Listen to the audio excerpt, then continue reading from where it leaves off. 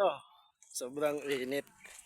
Ito po ako ngayon sa Sitio Katuwiran Health Center, no. Dito po ako ngayon. Po ay eskwelahan po 'yan, no. Ayan. Ito ay papasok po ako ngayon sa bukid. Ito po 'yun.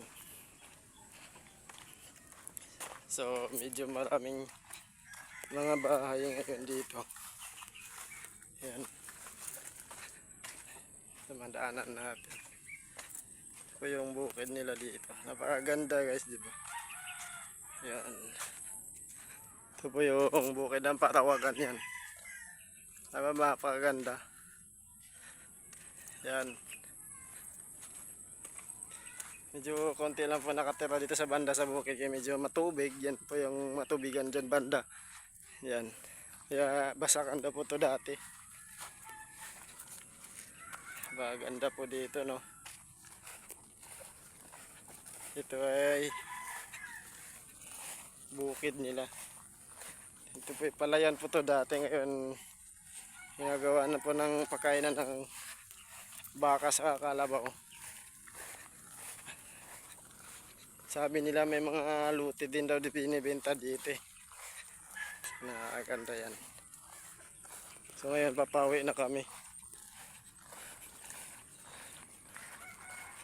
Yan pa din aris. Yung mga kalahin, guys, may tubig dito. Yan. Galing po yan dun sa bukid na yan. Yan, guys. Napakaganda dito. Harap ang linaw ng tubig, kaso daw parang dami daw mga ihi ng daga. Yung hindi malinis yung tubig dito. Yan. May mga nakatira dito. Yan po, eskwelahan na po malapit.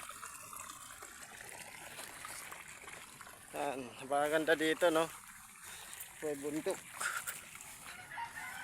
Yan. Napakaganda. So guys, malapit na ako. Bawi na ako.